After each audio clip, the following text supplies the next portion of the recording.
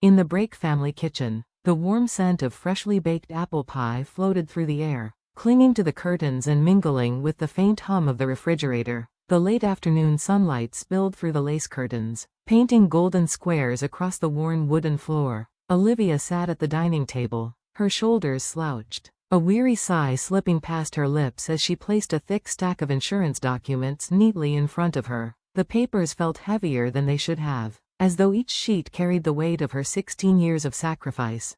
Across the table, Helen sat with perfect posture, her freshly manicured nails flipping elegantly through the glossy pages of a high-end fashion magazine. She looked younger than her age, her beauty still intact, her aura confident, almost regal. Once, she had been known in town as a sought-after beautician. Now, she carried herself with the pride of someone who had never truly left the spotlight. "Hey, Olivia, what do you think of this red dress for Paris?" Helen asked suddenly, her tone light and indulgent as she lifted the magazine, pointing to a model draped in silk. Olivia looked up slowly, forcing her lips into a small, polite smile. Her eyes, ringed with fatigue, betrayed her exhaustion. "It's lovely, Mom." Her voice was soft, almost fragile. She had no energy to offer more than that. The documents in front of her, policy renewals, letters, contracts, all demanded to be finished before tomorrow. Her father's agency, Brake Insurance, enjoyed a spotless reputation in town. People trusted the name, respected the brand. But Olivia knew the truth. The real backbone of the business wasn't Charles Brake, the man admired as the trusted insurance man. It was her, the daughter who had given up her own dreams. She had wanted to go to college once, wanted to leave this town, study, build something of her own. But at her father's pleading, she stayed behind. He had said it was only temporary. He had promised he'd need her just for a while. 16 years had slipped through her fingers since that promise. "Oh, Lindsay," Helen's voice rang out again, high-pitched with delight. She was scrolling through her smartphone now, her eyes sparkling. "My Instagram followers went up again. Look, Olivia, Lindsay's latest photo shoot is trending. That girl really has a gift." Olivia swallowed the lump rising in her throat and offered a silent, dutiful smile. Her younger sister, Lindsay, had been sent to college in New York, then quickly rose to find her footing in the fashion industry. Her life glittered online, runway lights, champagne glasses, exclusive invitations. She was the family's pride, the one they held up as proof of success. Olivia, on the other hand, was the steady, invisible one, carrying burdens no one seemed to notice. From the living room, Charles's voice broke in. "Olivia, when will you be done with those documents?" His voice was authoritative but not unkind, like a boss checking in on an employee. "I'll finish tonight, Dad. Definitely by tomorrow morning," Olivia replied, her voice thin. Her chest felt heavy, her body drained. She had been pushing herself for weeks, sleeping less, eating quickly between tasks. Lately, she'd been feeling run down, as though something in her body was unraveling. But habits die hard. Since childhood, she had trained herself to ignore her own needs. When Lindsay was only 6 and gravely ill with pneumonia, Olivia, barely a teenager herself, had taken on the role of caretaker. She remembered sitting by her sister's bed, spoon-feeding her soup, cooling her forehead with damp towels, staying awake all night even though she had school in the morning. That pattern had never changed. Olivia had always been the one to give.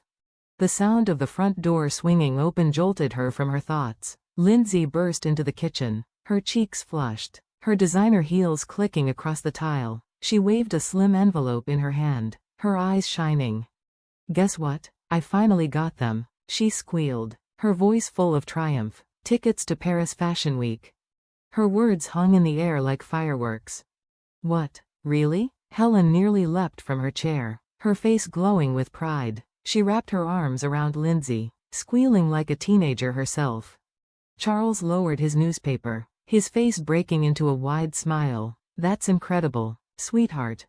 "Actually," Lindsay added, her voice dripping with excitement, "I didn't just get one ticket. I got 3, one for me, one for Mom, and one for Dad." The room erupted with laughter, cheers, and hugs. Helen clapped her hands together, already gushing about outfits. Charles congratulated his daughter like she'd won an Olympic medal.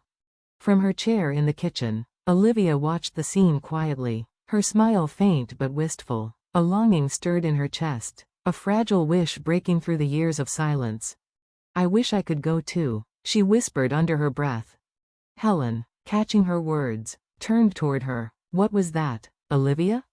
Olivia hesitated, then spoke louder, her voice carrying a small, timid hope. "I wish I could go too."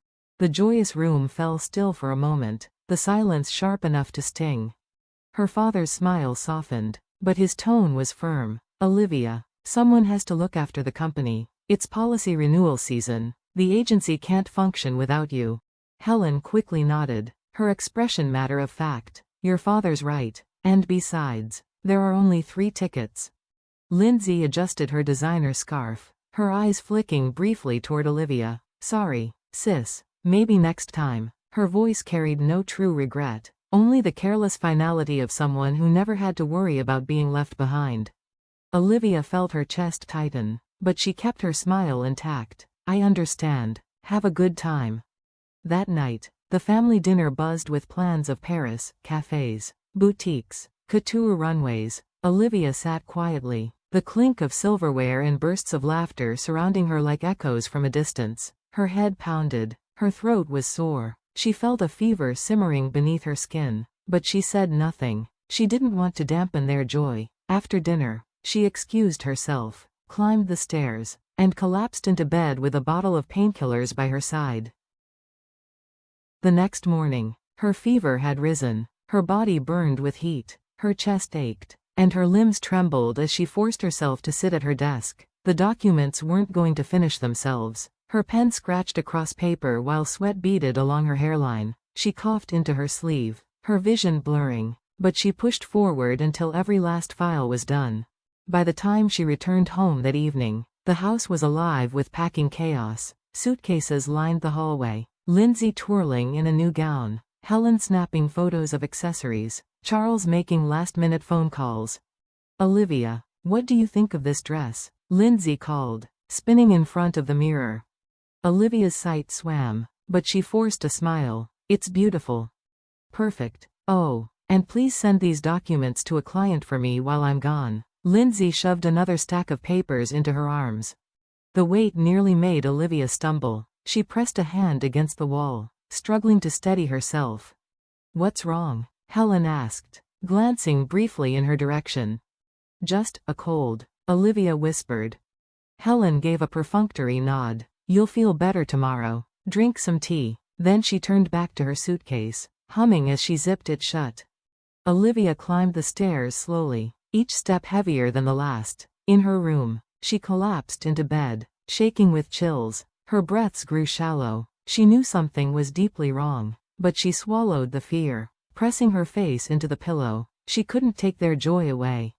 The morning of the trip arrived. Downstairs, laughter and chatter echoed. Suitcases rolled, doors opened and shut, the sound of clicking cameras filling the air as Lindsay documented every moment for Instagram. Olivia forced herself upright, gripping the doorframe as the room spun. Her body screamed in protest. She staggered down the hallway, clinging to the wall, her breath coming in painful gasps. "Mom?" Her voice cracked as she reached the living room. Helen turned, suitcase in hand, irritation flickering across her face. "Olivia, you look awful." She glanced at the clock. "We don't have time for this. The taxi's waiting." "Please, hospital?" Olivia's body swayed. Sweat streamed down her pale face. Lindsay appeared on the staircase, pulling on her designer boots. "Oh, no. Don't tell me you caught the flu. Keep your distance. I can't get sick before Paris." Her words dripped with disgust as she pulled a mask from her purse and covered her face. Charles stood by the door, torn. The taxi horn blared impatiently outside. He looked at Olivia, his daughter crumbling before him, then at his wife and younger daughter, eager for their glamorous escape. "Olivia, there's medicine on top of the fridge. Take that. I'll bring you to the doctor when we get back." His voice faltered, but his choice was clear.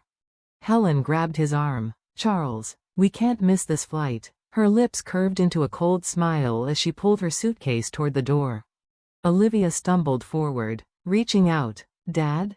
But the door closed with a decisive click. The the sound of their laughter and rolling suitcases fading with the departing taxi. Alone in the silent house, Olivia collapsed onto the cold floor. Her breaths came in jagged, shallow gasps. She reached weakly toward the phone on the table, but it was just beyond her grasp. Pain shot through her chest as her body trembled. Jessica, she whispered, the name of her one true friend, her last fragile hope. Darkness swirled at the edge of her vision. Memories flashed before her, the nights she'd cared for Lindsay, the birthdays she had planned, the company she had saved from collapse, every sacrifice, every act of love, discarded in a moment. Why? The words slipped from her lips as her eyes closed, her body shaking with fever. The clock ticked coldly in the empty house. Shadows stretched across the floor as time marched on, indifferent to her suffering. And Olivia, forgotten by the very family she had devoted her life to, slipped into unconsciousness. 2 days later, in the quiet of the afternoon, the sharp chime of the doorbell echoed through the silent house. No one answered. A minute passed before the sound of a key turning broke the stillness. Olivia, are you here? Jessica's voice called out, filled with concern. We had plans, but I was worried when you didn't answer your phone. Her footsteps echoed down the hallway, quick and uncertain, until she pushed open the living room door. What she saw froze her in place. Olivia was still lying on the floor, exactly where she had fallen. Olivia, Jessica screamed, rushing forward. She knelt beside her friend, her heart hammering in panic. Olivia's skin burned unnaturally under her touch, and her chest rose and fell in shallow, irregular breaths. Hang in there, I'm calling an ambulance. Jessica's hands shook as she dialed, her voice breaking as she gave the address.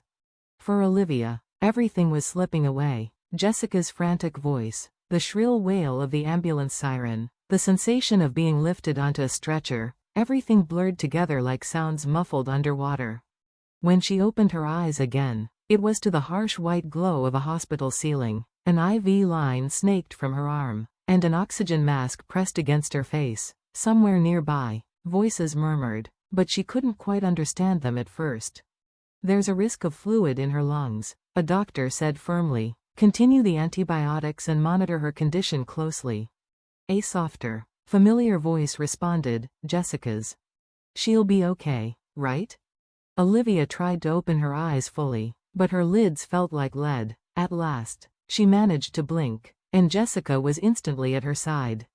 Olivia, thank goodness, Jessica whispered, tears shining in her eyes. Relief washed over her face. You're going to be okay now.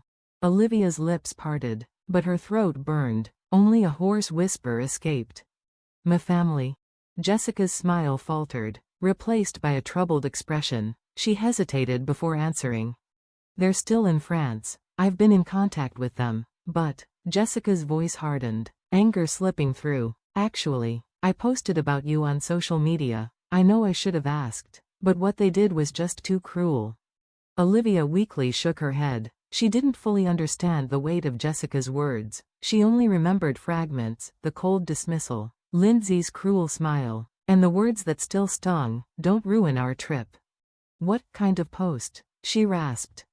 Jessica hesitated, then pulled out her phone. On the screen was a photo of Olivia in her hospital bed, her pale face framed by an oxygen mask. Below it were hundreds of furious comments, a storm of outrage directed at her family.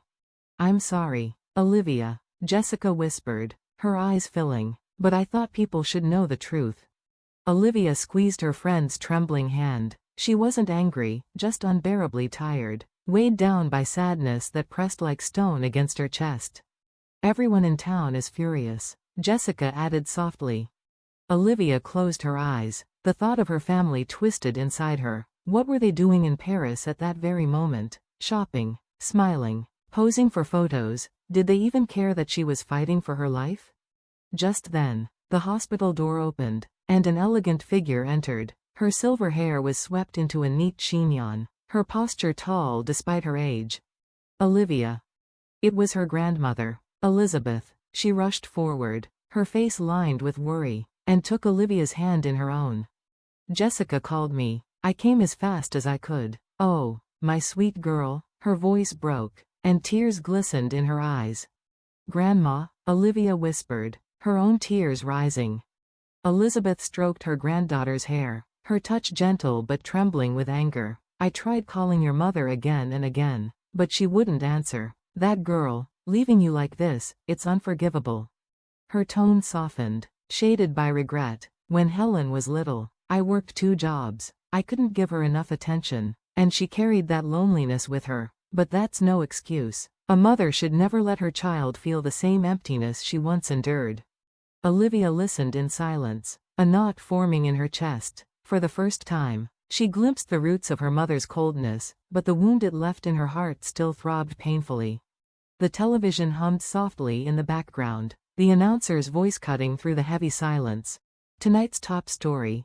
Outrage is growing after news spread of local businessman Charles Brake and his family departing for Paris while leaving their ill daughter behind. The story, first revealed through a social media post, has sparked nationwide criticism. Olivia's breath caught. It was on the news? Her private suffering laid bare before strangers? The announcer continued. Several clients of Brake Insurance have begun canceling their contracts, citing outrage at the family's behavior. Elizabeth quickly picked up the remote and switched it off. Don't look at that, darling. All that matters is your recovery. But Olivia couldn't stop the ache in her chest. Even now, even after everything, she still wished her family cared enough to come back, not for appearances, but for her. Jessica's post spread faster than wildfire, shared across national outlets. It became more than just gossip. It became a public debate about family, loyalty, and love. Meanwhile, in Paris, Lindsay sat at a cafe after a fashion show, sipping coffee when her phone buzzed endlessly. At first, she thought it was messages from friends, but her face turned pale as she scrolled. Mom, something terrible is happening. Her voice trembled as she showed the screen to Helen. Helen's expression drained of color, her hands tightening around her cup. Charles leaned over, reading the harsh headlines and thousands of comments. Olivia? His voice cracked. She's in the hospital. Without hesitation, he called the office, only to be met with voicemail after voicemail from furious clients canceling their insurance policies. His company, his reputation, everything he had built, slipping through his fingers. We have to go back, now, Charles said firmly. Helen and Lindsay exchanged frightened looks. Within hours, they had canceled their plans and booked emergency tickets back to America, each of them silently battling guilt and dread.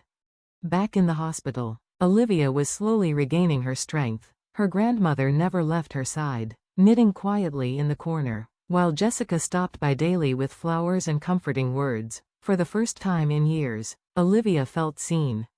Olivia, Elizabeth said one evening, her voice steady, you are far stronger than you know. Your kindness, your patience, those are treasures. Don't ever let anyone treat you as if you are less than you are. Live for yourself, my dear. Tears slipped down Olivia's cheeks. For the first time, she felt that her worth, long ignored by her parents, was finally being acknowledged, and deep within her heart, something began to change. She would recover, she would rise, and she would never again allow herself to be forgotten.